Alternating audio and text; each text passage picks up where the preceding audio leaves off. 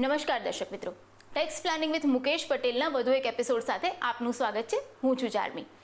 આપણે ત્યાં જ્યારે પણ કોઈ પણ માઇનર વ્યક્તિનું ટેક્સ પ્લાનિંગ કરવાનું હોય તો એની સામેના મેજર ચેલેન્જીસ છે, કારણ કે કોઈ પણ સગીર વ્યક્તિની સ્વતંત્ર આવક ન હોય એવી કડક જોગવાઈઓ આપણા કાયદા હેઠળ છે. તો કોઈ પણ સગીર વ્યક્તિ જે નાની ઉંમરનું છે એનું ટેક્સ પ્લાનિંગ કઈ રીતે કરવું, એની જે આવક છે એની આવક કઈ રીતે ગણાય અને એ આવક માતા પિતાની આવકમાં ઉમેરાય કે એની શું શું જોગવાઈઓ છે, એ તમામ વિશે વાત કરીશું આજના એપિસોડમાં.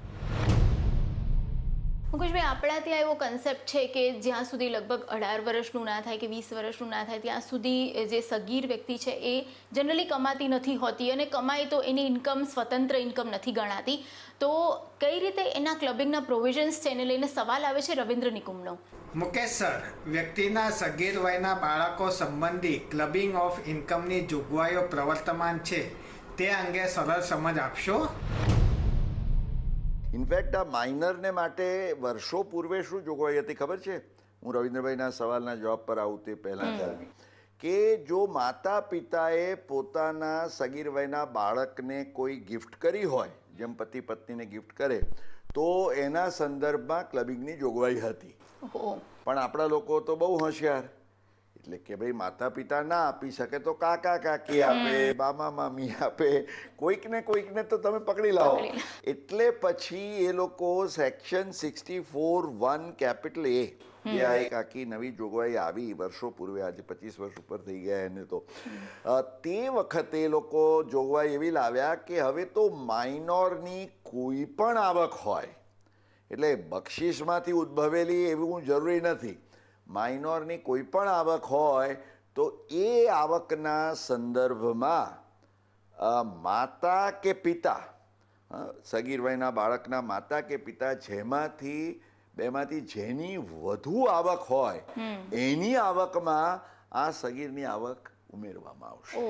એટલે આજે એમ સમજો કે કાકા કાકીએ આપ્યા, દાદા દાદીએ આપ્યા, નાના નાનીએ આપ્યા, કોઈએ પણ આપ્યા પૈસા, તમે મૂક્યા સગીરના નામે અને સગીરને થઈ આવક, તો એ આવક એના માતા કે પિતા બેમાંથી જેની આવક વધારે હોય એમાં ઉમેરવામાં આવે.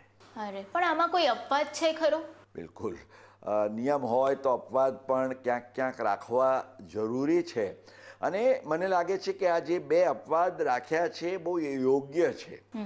કારણ કે આમ તો કાયદાની અંદર એવું કહ્યું છે કે ભાઈ child labour is not permitted, પણ એક્ઝેક્ટલી ચાઇલ્ડ લેબર ન હોય.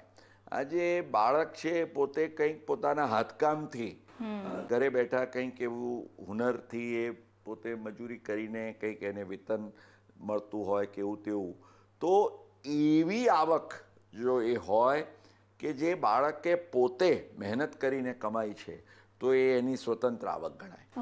અને એનાથી એક ડગલું આગળ જઈએ ચાર્મી, તો આવા તો સંખ્યાબંધ કેસ આપણને જોવા મળે ચાઇલ્ડ આર્ટિસ્ટના, કે ચાઇલ્ડ આર્ટિસ્ટો આજે મ્યુઝિક હોય, ડાન્સ હોય, ડ્રામા હોય, આજે એની કોઈ પણ એવી આવડત, એની કોઈ એક્સપર્ટીઝ હોય સ્પોર્ટ્સની અંદર, બીજે ત્રીજે, એટલે પોતાની કોઈ પણ આવડત, હુનર, કળા, કૌશલ્ય, એને કારણે જો બાળકે આવી આવક કમાઈ હોય તો ઓબ્વિયસલી આવી ચાઇલ્ડ આર્ટિસ્ટની આવક છે એને એના માતા પિતામાં ઉમેરવાનું કોઈ કારણ નથી.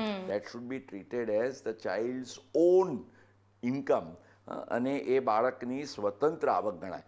ઓકે, પણ આ જે બાળકની સ્વતંત્ર આવક ગણાય અથવા તો માતા પિતામાં ક્લબિંગ થાય તો એમાં કોઈ બેઝિક એક્ઝમ્પશનનો કોઈ જોગવાઈ છે ખરી?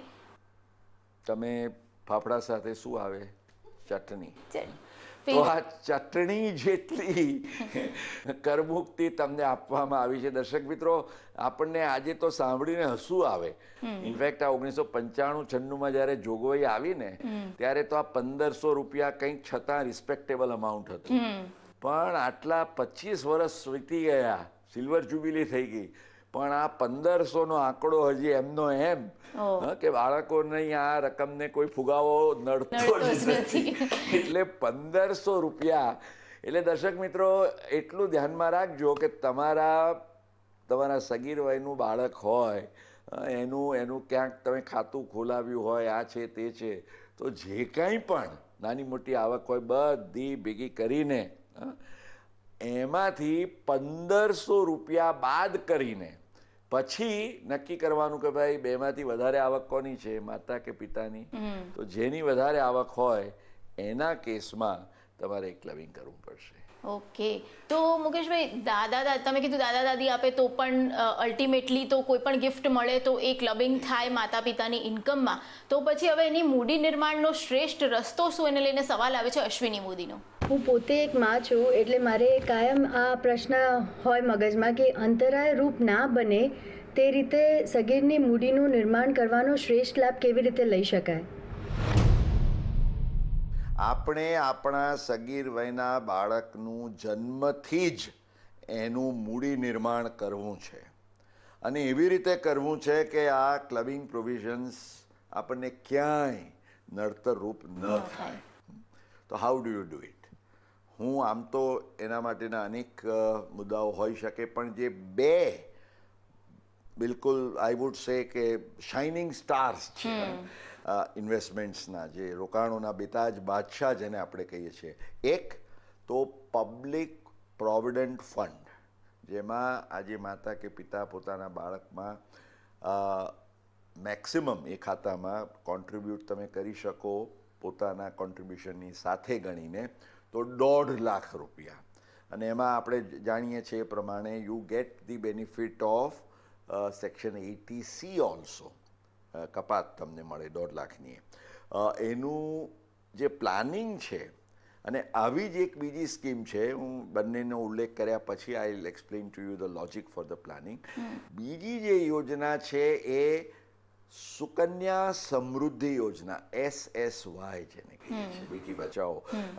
આપણા માનનીય વડાપ્રધાન શ્રી નરેન્દ્ર મોદીએ એક ખાસ આને લોન્ચ કરી હતી અને ખૂબ પ્રચલિત બની છે. ઇનફેક્ટ 7.1% PPFમાં મળતા હોય તો આ તમને 0.5% વધારે 7.6% મળે છે. બંનેમાં ક્લબિંગની ચિંતા કેમ નહીં કરવાની? કારણ કે એનું જે વ્યાજ છે ને ચાર્મી, એ કરમુક્ત છે. એટલે જ્યારે વ્યાજ જ કરમુક્ત હોય તો ઓબ્વિયસલી એ ક્લબ તમે કરો પણ સરવાળે તો ત્યાંથી પણ નીકળી જાય ને.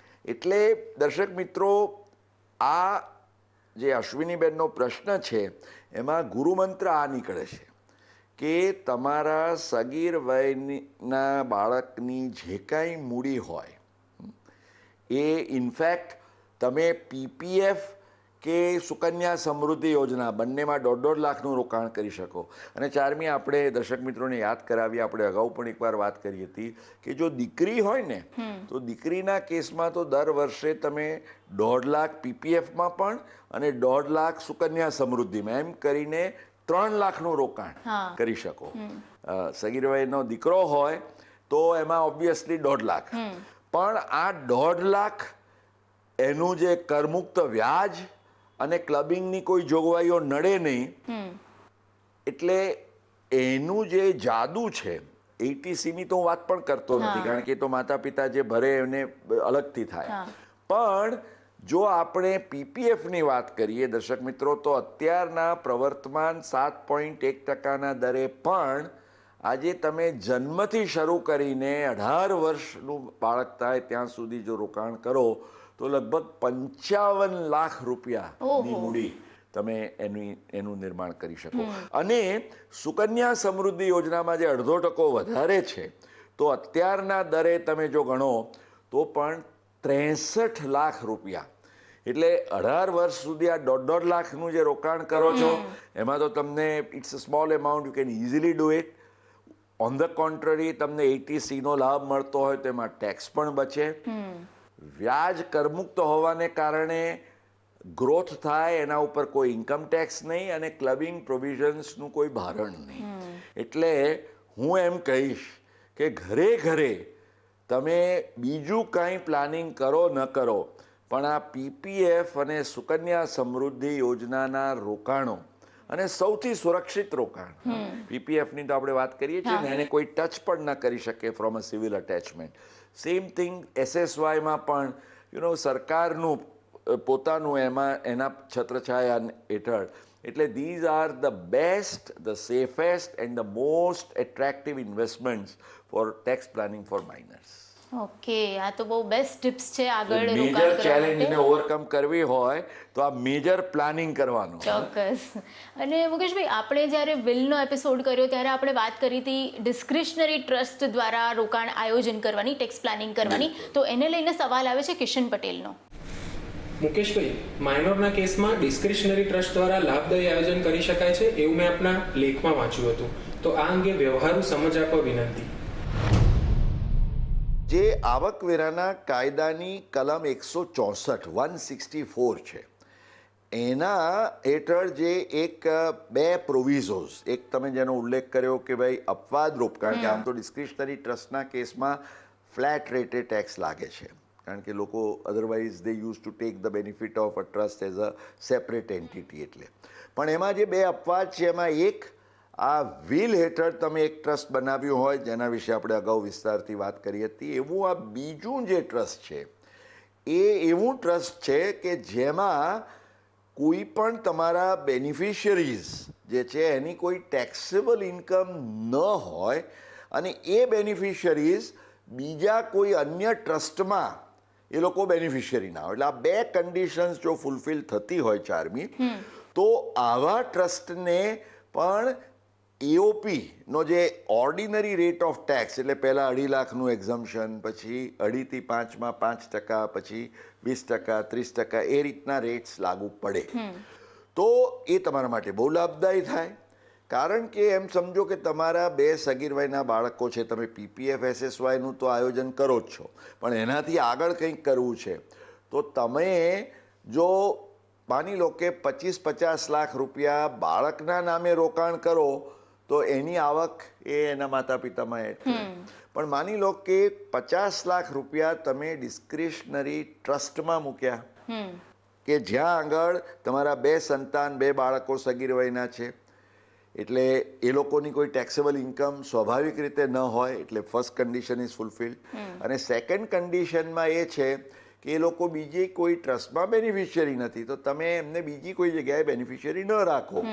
તો આ 2 બાળકો માટેનું જે તમે ટ્રસ્ટ ઊભું કર્યું ને એ ટ્રસ્ટમાં માની લો કે તમે 50 લાખ રૂપિયા આવી રીતે લોનથી આપ્યા, અને એ 50 લાખ લોનથી આપ્યા એને 10% વ્યાજે મૂક્યા, તો 5 લાખ રૂપિયાની આવક. એટલે 5 લાખ રૂપિયાની આવક જે છે એના ઉપર માની લો કે બીજું કોઈ પણ ડિડક્શન તમે નથી લેતા, તો પણ આપણે જાણીએ છીએ ચારમી, what is the tax? 2.5 lakh પહેલા એક્ઝમ્પ્ટ, બાકીના 2.5 લાખ પર 5%, એટલે ખાલી 12,500 રૂપિયાનો ટેક્સ થયો તમને. That is it. નહીં તો આ 5 લાખ જો માતા કે પિતામાં ઉમેરાત તો 30%ના સ્લેબમાં જાત. અને આ તો this is a very basic thing. પછી તો આ ટ્રસ્ટને પણ તમે આવક વધારીને એમાં વધારે કુશળતાપૂર્વકનું, કુનેહપૂર્વકનું આયોજન કરી શકો. હવે મુકેશભાઈ, 2 એપિસોડમાં આપણે ક્લબિંગ ઓફ ઇન્કમના ઘણા બધા પ્રોવિઝન્સની વાત કરી છે, ટેક્સ પ્લાનિંગની વાત કરી છે, પણ ડાયરેક્ટ ટિપ્સ માંગી રહ્યા છે અવિશ ગોર. આવકવેરા ક્લબિંગની જોગવાઈના સંદર્ભમાં કુટુંબના સભ્યોના કેસમાં રોકાણ આયોજન હેતુસર કઈ બાબતોનો ખ્યાલ રાખવો જોઈએ? તો આ 2 એપિસોડ્સમાં આપણે આમ તો એની ચર્ચા કરી છે. સહેજ ઝીણવટથી જો એનો ફરીવાર પુનઃ ઉલ્લેખ કરતા તમને ખ્યાલ આપું, તો સૌથી પ્રથમ તમે ખ્યાલમાં રાખશો કે જ્યાં તમારા માટે શક્ય નથી, બક્ષિસ દ્વારા તમે આવકવેરાનું આયોજન કરી શકો. તમારા કુટુંબના નજીકના જ સભ્યો, એટલે કે પત્ની હોય, પુત્રવધુ હોય કે એચયુએફ હોય, તો એવા કેસમાં તમે ઇન્ટરેસ્ટ ફ્રી લોન આપીને કરી શકો, ઓબ્વિયસલી. એ સિવાય ચારમી એક જે બીજો બહુ જ હેતુલક્ષી અને ઉપયોગી એવો જે કિમિયો પુરવાર થઈ શકે તે છે take the benefit of growth instruments. Okay. કારણ કે આજે શું થાય કે તમે માની લો કે 1 કરોડ રૂપિયા કોઈને આપ્યા અને એની ડિપોઝિટ તમે કરી દીધી, તો એ ડિપોઝિટ પર એને 6%નું વ્યાજ મળે, તો એ 6 લાખ રૂપિયા સીધા ક્લબિંગમાં જાય. પણ એ જો 1 કરોડ રૂપિયાનું રોકાણ તમે કોઈ ગ્રોથ ફંડમાં મ્યુચ્યુઅલ ફંડના કોઈ સારા સિલેક્ટેડ ગ્રોથ ફંડમાં મૂક્યા, તમે ચોઇસ કરો, ઇક્વિટી હોય, ડેટ હોય, બેલેન્સ્ડ હોય, you have a wide choice. પણ એને જો ગ્રોથ ફંડમાં રાખો, તમારે નાણાંની જરૂર નથી એમ ગણીને, તો એ ગ્રોથ ફંડની અંદર તમે જે રોકાણ કર્યું છે, જ્યાં સુધી કોઈ આવક જ ન ઉદ્ભવે, કારણ કે સેક્શન 64 ક્યારે લાગે? ઇન્કમ વિચ અરાઇઝિસ ઓર એક્રુઝ, એટલે કાં તો તમને મળવી જોઈએ, કાં તો એ તમારા ખાતે પણ જમા થવી જોઈએ. પણ ત્યાં જ્યારે ગ્રોથ ફંડ હોય, તો જ્યાં સુધી તમે એનું રિડમ્શન નથી કરતા યુનિટ્સનું, ત્યાં સુધી કોઈ ટેક્સની લાયબિલિટી ઉપસ્થિત થતી નથી. ઇનફેક્ટ સગીર વયના બાળકોના કેસમાં તો એક બહુ રસપ્રદ ચુકાદો આવ્યો કે આજે એક 15 વર્ષનું બાળક હતું ને પેલાએ શું કર્યું કે 3 વર્ષ માટેની આખી એક ક્યુમ્યુલેટિવ ડિપોઝિટ, પાકતી મુદતે નાણાં વ્યાજ સાથે મળે એ રીતે નાણાં મૂક્યા. ઇન્કમ ટેક્સ ડિપાર્ટમેન્ટે કહ્યું કે ભાઈ આ દર વર્ષે જે છે એ આવક જે તમારા ખાતે જમા થાય છે એને અમે ટેક્સ કરીએ. મેટર ગઈ ટ્રિબ્યુનલમાં. ટ્રિબ્યુનલે એમ કહ્યું કે જો કરદાતા છે, કારણ કે અધર સોર્સિસમાં તો ઇટ ઇઝ યોર ચોઇસ, તમે કઈ મેથડ ઓફ એકાઉન્ટિંગ ફોલો કરો છો. જો એ cash method of accounting follow કરતા હોય ને એના આધારે આવક દર્શાવતા હોય, તો જ્યાં સુધી ભલે વર્ષો વર્ષ તમારી આવક ખાતે જમા થાય છે પણ તમારા હાથમાં આવતી નથી, એટલે જ્યાં સુધી એ હાથમાં ન આવે ત્યાં સુધી એ cash method of accounting follow કરવાને કારણે તમારા હાથમાં ટેક્સેબલ નથી. એટલે ગ્રોથ છે, યુ ડિલે યોર એક્રુઅલ. કારણ કે સગીર વયની વાત કરીએ ને, પત્ની તો તમારી આજીવન પત્ની રહેવાની છે. ખાલી છૂટાછેડા થાય તો જ આ ક્લબિંગમાંથી તમે બહાર નીકળો. એવા પણ જો કે કેસો નીકળ્યા છે કોઈ તોફાની, કે શું કરે, ક્લબિંગમાંથી નીકળવા માટે છૂટાછેડા આપી દે અને પછી રે પાછા જુદા, લિવ ઇન પાર્ટનર્સ તરીકે. પણ દર્શક મિત્રો, એવા તોફાનો કરવાનું કોઈ કારણ નથી, જરૂર પણ નથી. કાયદેસરના અને કાયદામાં રહીને તમે ખૂબ સુંદર આયોજન કરી શકો છો, તો why do you want to do it otherwise? એટલે માઇનર્સમાં તો શું છે, તમારે સાચવવાનું છે 18 વર્ષ સુધી, કારણ કે 18 થઈ ગયા પછી તો there is no question of any clubbing. તમને તમારા સગીર વયના સમય દરમિયાન તમારે, એટલે સગીર વયના બાળકો માટે પણ આપણે જે અલગ અલગ યોજનાઓ જોઈ ચારમી, એના આધારે ખૂબ જ સુંદર, ખૂબ જ ઉપયોગી આયોજન થઈ શકે. ઓકે મુકેશભાઈ, આ તો આપણે મોટાભાગની બધી વાતો કવર કરી લીધી છે, પણ એક સવાલ એ થાય છે કે તમે એમ કીધું કે ધારો કે ફિક્સ ડિપોઝિટમાં મૂકે, તમે પત્નીને લોન આપી કે ગિફ્ટ આપી કે એને 10 લાખ રૂપિયા ફિક્સ ડિપોઝિટમાં એના નામે મૂક્યા, અને પછી એનું જે વ્યાજ મળ્યું એ 1,20,000 જેવું વ્યાજ મળ્યું, તો 11,20,000 થયા. તો પછી જે ટેક્સની અમાઉન્ટ આવે એ 10 લાખ પર ગણવાની કે પછી 11 લાખ પર જે ક્લબિંગ ગણાય એ? તમે પણ ચારમી આ આપણા બધા દર્શકોની માફક પાવરદા થઈ ગયા છો આ પ્રશ્ન પૂછવામાં. આઈ મસ્ટ સે, દર્શક મિત્રો, અ વેરી ઇન્ટેલિજન્ટ ક્વેશ્ચન. કાયદો એમ કહે છે કે ઇન્કમ ધેટ અરાઇઝિસ ઓર એક્રુઝ, જે તમને આવક ઉદ્ભવે છે કે તમારા ખાતે જમા થાય છે, શેમાંથી? Out of any asset which is gifted. એટલે કાયદામાં એ લોકો ગિફ્ટ શબ્દ નથી વાપરતા, પણ ટ્રાન્સફર વિધાઉટ એડિક્વેટ કન્સિડરેશન, એટલે પૂરતા અવેજ સિવાયનું હસ્તાંતર, ઇટ્સ અ ગિફ્ટ. એટલે તમે કહ્યું એ પ્રમાણે એમ સમજો કે એક પતિએ પોતાના પત્નીને 10 લાખ રૂપિયા ગિફ્ટ જ કર્યા અને 12% પ્રમાણે 1,20,000ની આવક થઈ, તો એ 1,20,000 તો બકાયદા તમારે એડ કરવા જ પડે. પણ જે તમારો પ્રશ્ન છે કે એ 1,20,000 જે આવ્યા, એટલે બીજે વર્ષે તમને 2 આવકો ઉદ્ભવવાની, એક તો પેલા 10માંથી પાછી ઉદ્ભવશે 12%ના હિસાબે 21, અને આ 21ના પણ 12% મળે ને તમને, કારણ કે તમે ત્યાં રવા દીધા છે. એટલે બીજા તમને 14,400 જે મળ્યા, 14,400, 12% ઓન 1,20,000. તો એ એટલે કે બચ્ચાનું બચ્ચું થયું.